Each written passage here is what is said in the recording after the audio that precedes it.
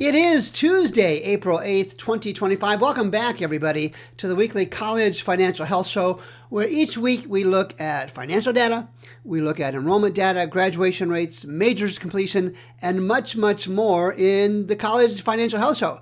Hi, my name is Gary Stocker, founder of College Viability. And I'm Matt Hendricks, founder of Perspective Data Science. And I hope I have the pronunciation right. We're looking at three colleges again. And it's not just looking at whether your school is financially viable. We're going to offer every show some data-driven insights that allow the schools to, focus in on things that might be some pain points to check in on.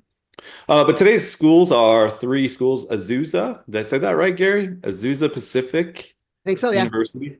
Yeah. Millikin University in Illinois, and Illinois Wesleyan University, obviously also in Illinois. And as we always do, I'm going to share my screen and show you the audit data combined with some 990 data and show you some insights you're probably not going to see anywhere else for these schools. I'm going to combine the discussion of Azusa. All right, so as we usually do, we start with there's a lot of lines going on here. Let me just show you. Let me take some of these lines off to show you what's going on.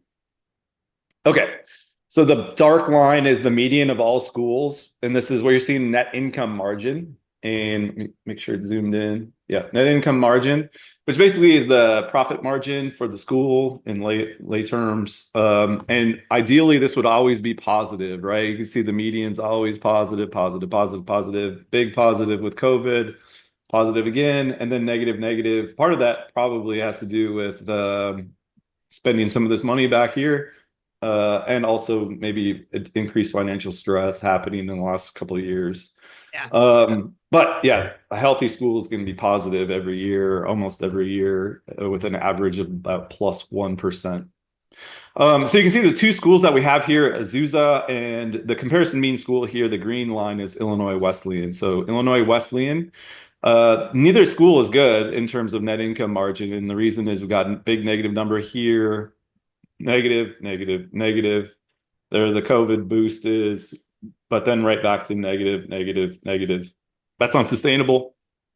As we've mentioned many times on the show, eventually you'll run out of money. Your buildings will crumble if your net income margin is not positive, unless there's something wrong with your accounting, which is, I guess, a possibility as well. But really need these to be positive. And there's just differences in runways, though. Some of these schools can last for hundreds of years going negative like this, others a couple of years, or even one. But Azusa, same thing. We have negative, one slight positive there, negative, positive, negative, negative, negative, negative, negative. All right, so both schools have 7 out of 9 years here since 2016 as negative net income margin. That's not good. And as I mentioned, not sustainable. But I believe they both have fairly long runways. But the focus really is going to be on what can they do to fix it.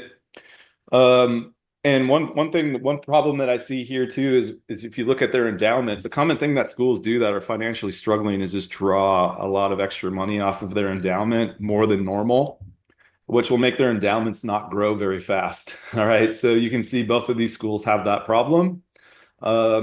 So this is Illinois Wesleyan. Their endowment's up only 27% since 2016. You might say that's really good, but it's actually not. The median school is up 57% since 2016. Same thing for Azusa, only up 40%. Of course, much better than Illinois Wesleyan, but still that's not great.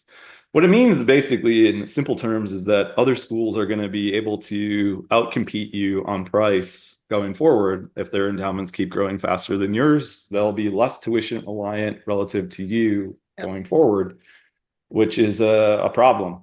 It'll be a problem for these schools going forward, in that they're going to be more tuition dependent than a lot of their competitors are because their endowments grew. So one question is, why did these endowments grow slowly? We can see that what I was talking about, I believe, with both of these cases. Yes. What you're seeing here is the percentage of the endowment appropriated for expense. So like a retired person, right? Schools take money out of their endowment to pay for expenses, same as a retired person would do, or a very rich person would do. The key to that, though, is that you don't take too much, right? Otherwise, your endowment can shrink, your retirement savings can shrink, which neither of these are having that case, although that does happen. But what's happening with these cases, their endowment's still growing, but it's just growing at a slow pace. And you can see the main reason here, or at least one of the reasons, is these are huge endowment draws. 6.5%, 7.3%, 8%, 6.2, and Illinois Wesleyan had some very large draws back here in the late like 2018, 19, 20. Yeah, so that's explaining a good chunk of the slow endowment growth, and really common for schools that are struggling financially. You can see the closed set schools here, they right towards the end of their lives usually started drawing a lot of money from their endowments above the median, but even far less than what these schools are drawing. One of the things that brought this down, though, I think, is some of these schools were just borrowing from their endowments, or they just didn't have a very big endowment that they could draw from. What do these two schools do? Okay, so another thing you'll see with financially stressed schools, and then I'll go into some solution here, is the CapEx spend can be particularly low relative to depreciation. There's just not a lot of money going around. They'll tend to put off maintenance or even replacing old machines and stuff like that on campus. And you'll typically see that for long periods of time where the capital expenditure, the amount spent on property, plant, and equipment, is less than depreciation for many years in a row. That would make this ratio less than 1. And that's not normal. The median school usually has a ratio about at 1 or above. And you can see this is true of both of these schools, many years of CapEx below 1. And then all of a sudden a surge in Illinois Wesleyan. They must be building something here. But again, still for Azusa, always below 1 every single year on this time So is it trend. possible that Illinois Wesleyan is building? Is it possible that Illinois Wesleyan is building something? Yeah, that's what I suspect here. There's probably a building going up here, 23, 24, which is actually a really interesting question. When you see the next slide, let's just take a look at their enrollments. Okay, so Illinois Wesleyan's enrollment's down about 14% since 2016 and down 40% for Azusa. So yeah, I mean, I think an interesting question to ask, an important question to ask is if we are building new buildings, why? Are we trying to get bigger, or are we just replacing some old buildings finally that are just crumbling, or what? So understanding that would be important. I don't think it's probably not a great idea to be trying to grow the campus, because the campus is actually shrinking in terms of enrollment. So that math gets very tricky. Yeah. You get more buildings and fewer revenue generating students, the math gets very tricky. Yeah. Mitch, you've often said it takes, when you get a bad enrollment year, it takes at least 4 or 5 years to replace that. What if you've had 8 in bad enrollment years? Yeah, clearly there's a new trend that started here for Azusa about 2020. But yeah, there's this gradual decline in enrollment for Illinois Wesleyan as well. Take a look at net tuition revenue and change since 2016. Yeah, both of their net tuition revenues are suffering. Interesting. Remember, the enrollment for Illinois Wesleyan was only down 14%, but their net tuition revenue is down 21%. So that should tell you there's 2 ways your net tuition revenue can go down. You can lose enrollments, or your price can go down, or both, right? So I suspect we're going to see a price issue here when I flip this over to net tuition revenue per student, and 28% decline here for Azusa. This means their price has probably gone up. So let's see what that actually happens. One way you can get a good sense of the price the student's paying to go to a school is take a look at net tuition revenue per student. I know it's not exact, but it's a very good proxy of the price the school charges.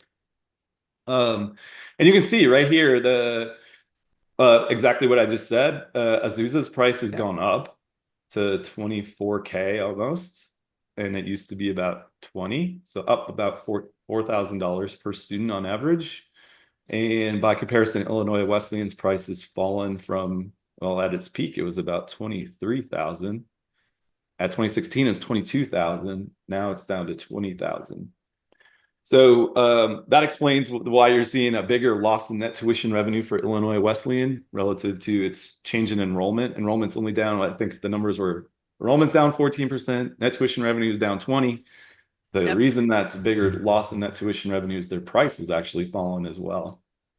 And the opposite for Azusa. Another interesting policy question, a very important policy question is, are these prices too high? Both of these schools are shrinking, right? There's a lot of, this is a very, very competitive marketplace right now in particular.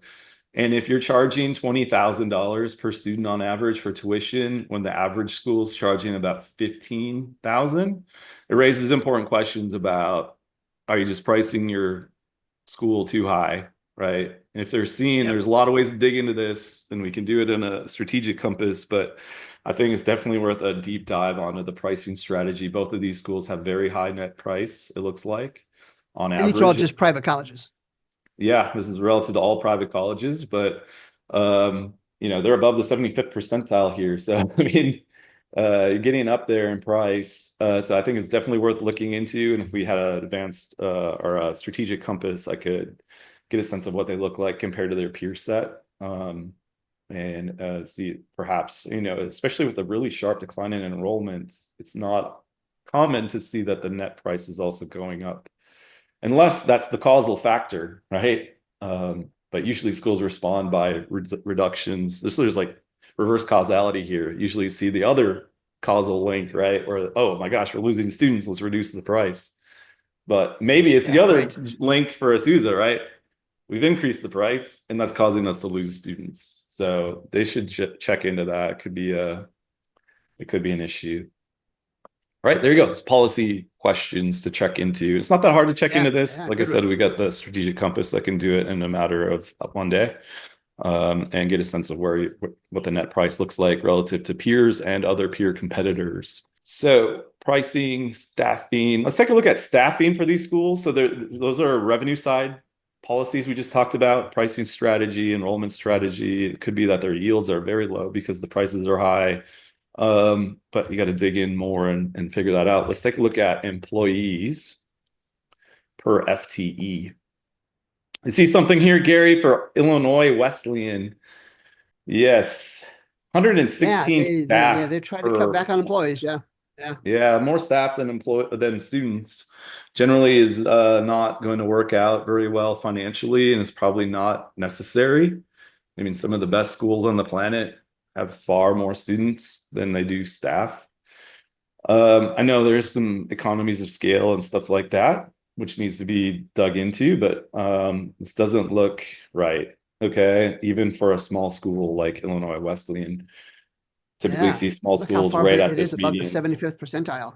Yeah, that doesn't look right. So again, you want to look at staffing here. This is a very important question to ask at this school. And the other question maybe to ask as Azusa, their staffing looks low. Like, how do they feel understaffed? Maybe they have a lot of contractors, but they are a California school, so that might actually be optimal because the pay there is so much higher. So one way we can look at this is to look at salary, wage, and benefits spending per FTE. And there you go. Azusa's spending on payroll is actually high, even though they're low staffed. It's just so expensive in California. So they may be doing the best they can given that labor market. But again, Illinois Wesleyan, just very high payroll costs per FTE. One way to think about this is each student is paying $20K towards payroll. I mean, that's one way to think about it. That's not exactly right, but there's other revenue sources, of course. But asking your students to pay $20K towards payroll is a lot, because you got to cover the building costs, you got to heat the place, cool the place, right? All the other expenses that go along with running a university that have nothing to do with salaries. Typically, salaries are actually only about half. I can show you that. Percent of total spend. Salaries are usually about half of the spend. So really, you're asking your students to pay about $40K just to cover everything on campus. I have the math right there. So yeah, long story short, check staffing at both of these schools, more so at Illinois Wesleyan than at Azusa. Contractor spend. So here's some other things to check. This is one of Matt Hendrick's favorite topics, contractor spend. Yeah, I mean, well, it's like you could see so long ago, the history of this whole analysis was I could see a school that had a ton of spending, right? But it wasn't on staffing. So it's like, where the heck is it? I can see all this money going somewhere and it's not going into payroll. And lo and behold, it turned out it was going into contractors, which is a huge expense at some schools. And they don't really seem to have a good handle on it. And there's not a great way to benchmark it until I brought in the 990 data. And so here we go. So both of these schools have a high number of contractors, but let's normalize it relative to FTE. Azusa's contractor spend is actually a bit low. So again, I don't think that's ideal for a school in California. Again, you probably, given the labor market there, want to bring in contractors and reduce your staffing. So they might look at ways to substitute that high payroll spend with more contractor spend, potentially increase efficiency that way. But you can see again, Illinois Wesleyan, just a couple things here. Very, very high number of contractors per FTE, and there's this surge that's happened in the last couple of years that they may not be fully understanding. So again, this could be the construction that we saw earlier, Gary, with the CapEx. So they went from 12 contractors to 40. But that doesn't mean it's not an interesting finding, right? Again, like, why is the school building? Right. Like, that's a question to ask. The school's shrinking, right?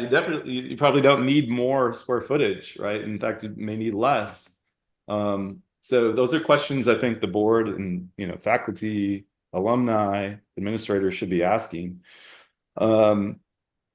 All right, so that's the contractor side. We can look at specific contracts for both of these schools and try to give more guidance on what they might look at in particular. I'll start with Illinois Wesleyan because they had the high contractor spend numbers. Let's see what we have for contractors here for Wesleyan. All right, Illinois Wesleyan, and I see a lot of color here, Gary. What does that mean? It means the contract is high. Color is not a good thing, especially dark colors. Yeah, it means this amount per FTE is relatively high for this contract type for food service. Yeah, that's $2,800 per student, and normal is about $1,500 per student. Again, not guaranteed that there's some context to figure out, of course, but I can give you lots of examples, and we can do that in a second, where the contract is much lower for a very similar school in terms of number of boarding and all that. So I would say, really easy. Double check this contract. This looks a bit high at 4.2 million, and even looks high compared to their own standards. If they just go back and look at the 2022 contract spend, it was 3.7, and now all of a sudden it's 4.3. And they have fewer students, right? So that's another question to ask. Why did the contract go up so much with fewer students? Might be worth shopping around for other prices or just renegotiating this down. I think vendors are open to that, and I've experienced that firsthand with so yeah, here we do see the construction, right? But again, take out the construction contracts and double check. First, ask about the construction. Why are we spending so much on construction here in 22 and 23? Right. Looks like they are building a new building. Yeah. Yep. Potentially, or could be a massive remodel or something like that. But a bunch of contractors in here. Double check that. The IT spend contract looks high as well. I would scrutinize that. It's almost $1 million. That's higher than normal for that kind of contract. Security looks fine. Okay, so lots of stuff to check out here. Also check the numbers. There was that surge in contractors. It's hard to believe that they would all be construction contractors, but it's possible. Double check that. So I was going to show Azusa. Double check that. Again, lots of policy options to look into here. And nice thing about Azusa, check a look at their contractors. They all look good, right? No color here means no colors. All about no at colors. the median. Yeah. And you can see their amount per FTE is $700. That's very low. Probably have a lot of maybe online students or graduate students tend to see that case. but definitely worth checking in if you're Illinois Wesleyan. All these contracts look fine to me at first blush, but one thing I will say is this vendor, as we said in the previous shows, not to pick on a particular vendor, but this vendor tends to be quite expensive relative to competitors, so you might actually price shop this anyway. And there's this questionable increase here again from 2.4 million in 22 to 4.7. What caused that? That's a really interesting question to answer. Could be simple that they started like halfway through the year or something. Let's double check. Did they have a different food service vendor in 21? No food service vendor in 21. So it's possible that they started halfway through the year here, which explains that. Yeah. But at least I would shop this, right? Like I said, Bon Appetit and what was the other one? Parkhurst tend to be more expensive than peers like yeah. Sodexo. What were some of those cheaper ones that Fresh Ideas, I think, was one of them. It tends to be priced really well. You're right, man. You're right. Yeah. And you're right. maybe there was like Aladdin or Pioneer, I think was the other one. It doesn't hurt to go get another estimate, right? And then just say, hey, like current vendor, even though we have a contract, maybe that's another couple of years, I'd like you to get closer to this price, and they'll probably work with you, right? Maybe it means fewer, take the white linens off of the tables or something like that. But those are strategic decisions, right? It's not necessarily a bad thing to do that. It's going to save you some money, and the school has financial problems, so why not start there? I'm going to move on to Millikin. Okay, and so you take a look at the net income margins first. Net income margin. And it looks weird, right? So one thing I noticed right away is super volatile, right? Up, down, up, down, up, down, and then way down. That usually is a good indicator that on their audit, they're not doing separating operating expenses and revenues from total revenues and expenses. And it's easy to verify that on the app. I'll just show you that functionality here. You can click on the audit. And what I'm looking for is in the statement of activities, if they've split off, and they haven't, you can see it here. They have all the revenues here and all of the expenses. Typical statement of activities will have another section here that's non-operating revenues and expenses, and then they'll have change in net assets from operating activities or operations here in isolation. And they're not doing that. They're combining everything, which is problematic. Rates the volatility you see in the net income. So when you have a case like this, typically better to look at cash flows, all right, to get a sense of their operating result. So net cash from operating activities is not going to suffer from that sort of volatility in the market returns and all that. It's only going to focus on operating activities. And you can see the red flag here, a negative net cash from operating activities is not good. And that means basically they're not generating enough cash from operations to cover the operating expenses. One caveat, though, sometimes you'll have to see if a school tends to get a lot of money from investing activities. That means usually that they're pulling their endowment draws out and putting it in this section, but they're not doing that. It doesn't appear. So this is a problem. They have a negative operating margin here in 24 and probably other years, and we can double check that on the app. Do net cash. Operating cash flow margin. All right. And so they had a bunch of negatives, 2, 3 here, got a bunch of positives, and then this negative that we just saw here. Again, not ideal, but it doesn't look to be catastrophic since they had a bunch of positive years here. But I think there could be a problem here. If you look at their endowments, what do you suppose is happening here again, Gary? Their endowment's down 17%. Yeah. And that's a red flag because, again, that could be that these results up here are being masked by massive draws from the endowment that are showing up in net cash from operating activities, as I showed you, and making that number look much better than it should. And that is, I believe, what's happening here. Yes, that is one of the highest endowment draws over history that I've ever seen. 16%, 11%, 17%, 18%. It's no wonder their endowment is shrinking. You would need Yeah. like a 25% return every year on the stock market just to break even. Plus the contribution is That is bad. We've looked at a lot of colleges drawing their endowment with big numbers, but I've never seen one that big either, Matt. and it's becoming potentially a legal problem for them. And so if you're at Millikin, you need to get tuned into this now. They have on page 45 of their audit, let me just draw your attention to something. So they're making these massive draws on the endowment. So this is a really important line of disclosure in the audit. They have original gift values, restricted donor gifts of 54 million, but those gifts are now only valued at 39 million, which means that their Whoa. endowment is underwater by almost $16 million at the end of fiscal Yeah. year 2024.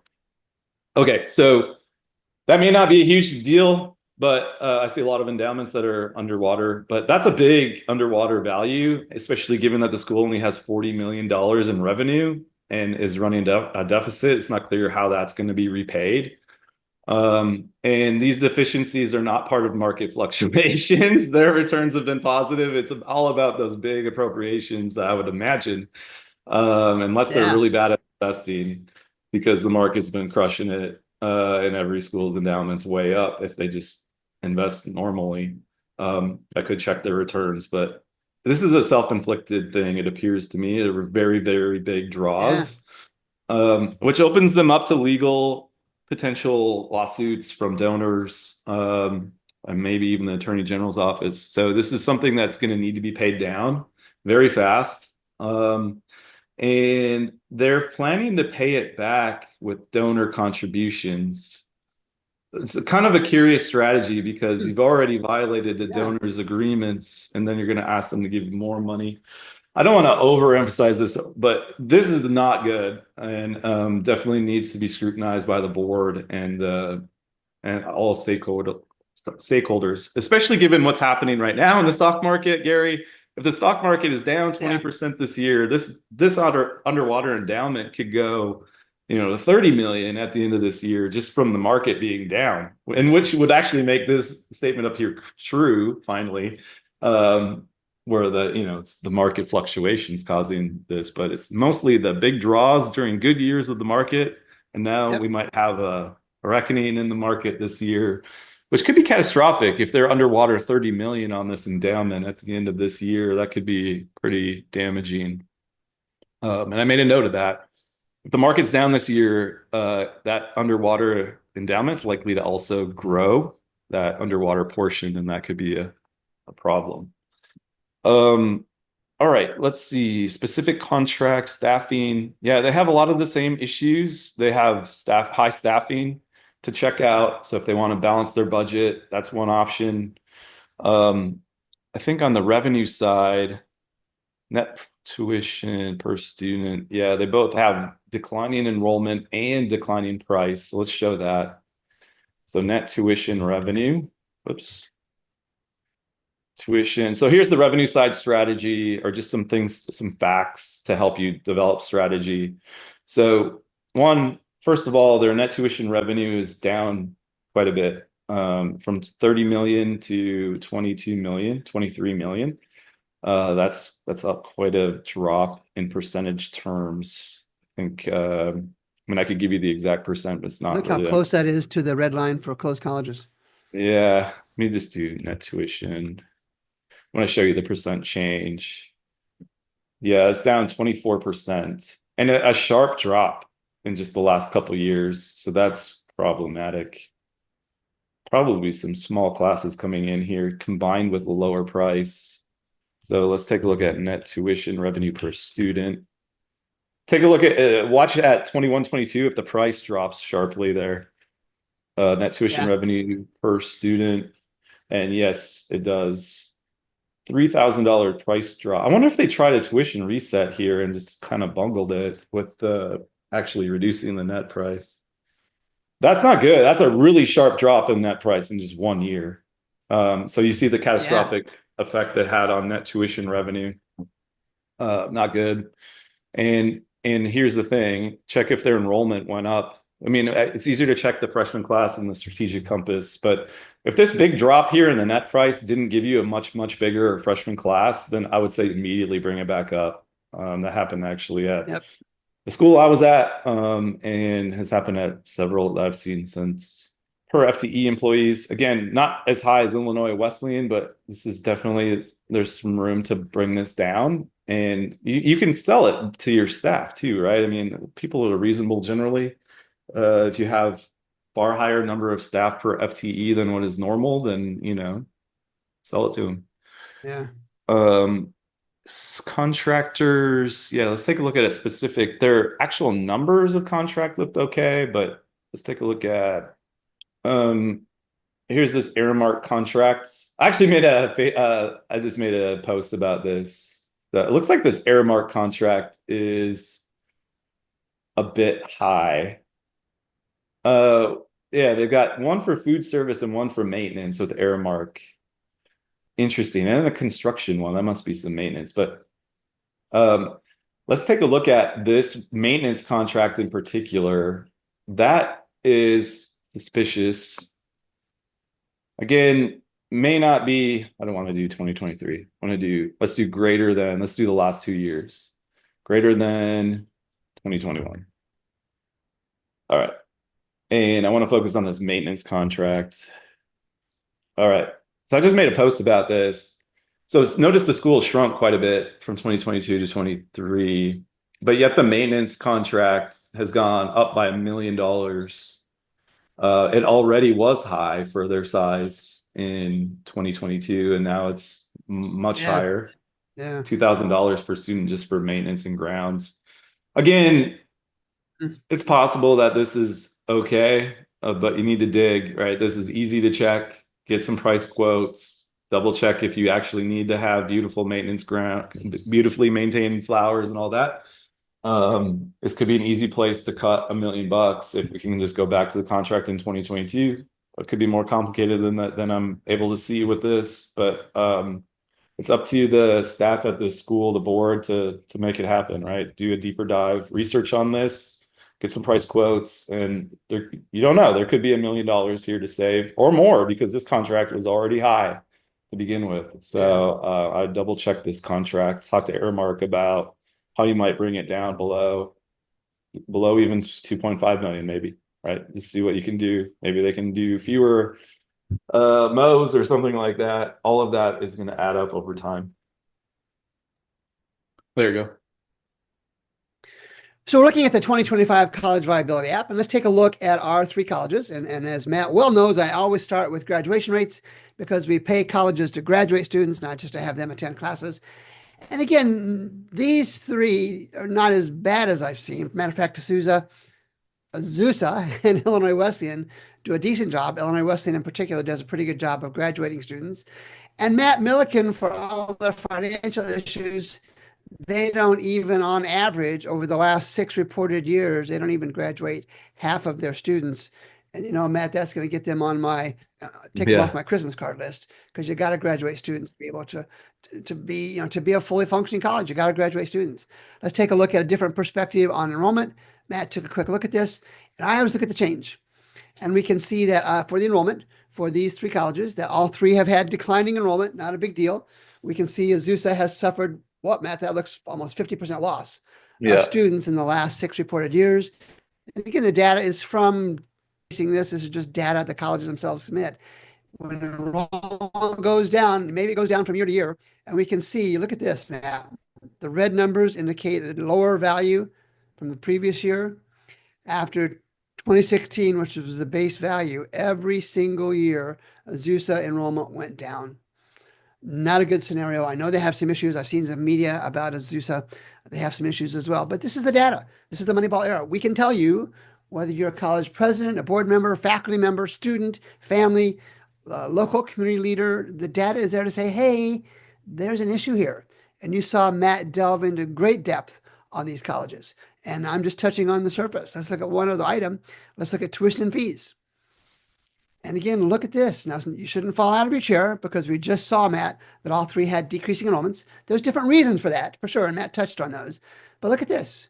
I mean, Matt, if you and I owned a coffee shop and we lost 30% of our revenue for the last 6 years, we probably still wouldn't have a coffee shop because we wouldn't have enough money to keep that coffee shop going. Same thing here. And again, not unique, not special. Way, way, way too many private colleges and many public colleges have decreasing tuition and fee revenue over the last 8 reported years. Enough with finances, enough with enrollment, enough with endowments. Let's take a look at actual majors that are completed for each of our 3 colleges. And so this is the 2025 College Majors Completion App. And we're looking at our 3 colleges. And this is the internal market share. I've got Illinois Wesleyan, I've got Millikin, I've got Azusa down here somewhere. And we look at this to see where our colleges are weak. And Illinois Wesleyan, we kind of look at this top section. What are they doing in chemistry business? What are they doing in the anthropology business?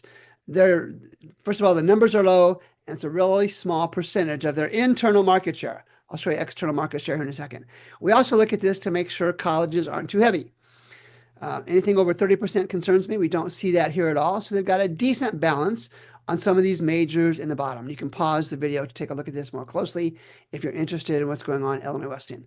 Same approach at Millikin. You can see where they are weak. You can see where they have chances to grow.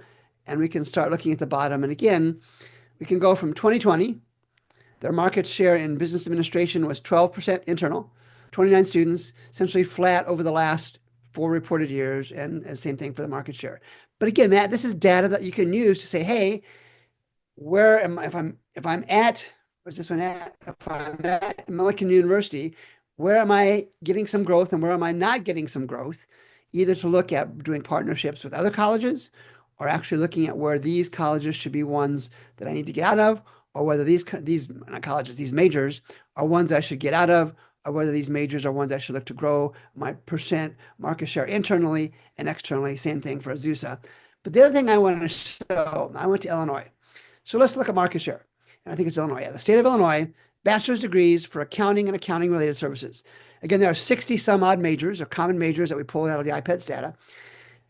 We can see market share. And this is for all Illinois colleges, right? Millikin and Illinois Wesleyan are part of those. And you can see who's dominant.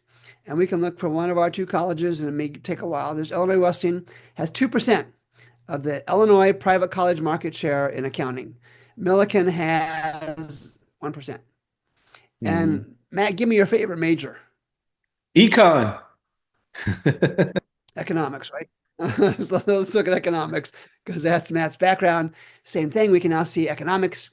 And again, you're not going to be surprised. The University of Chicago, Northwestern, and DePaul all dominate.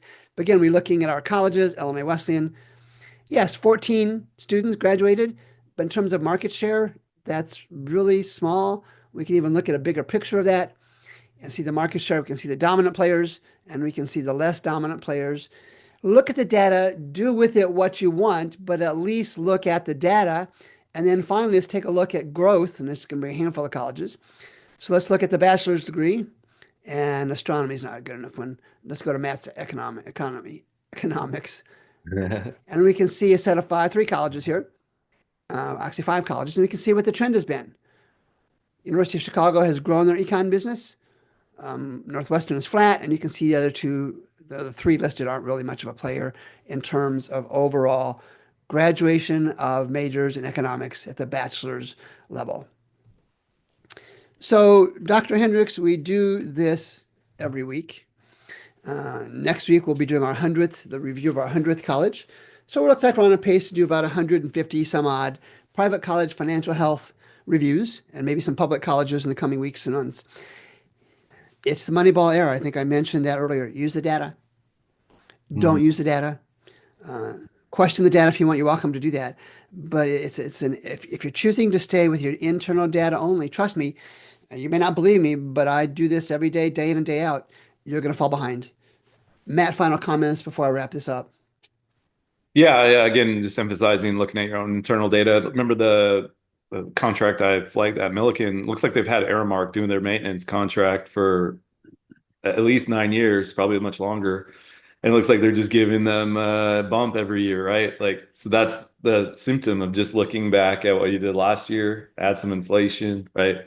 But the problem is the original contract way back in the day was probably too high, right? And they wouldn't know that unless you compare across schools, right? So this is the way to sort of break that that trend.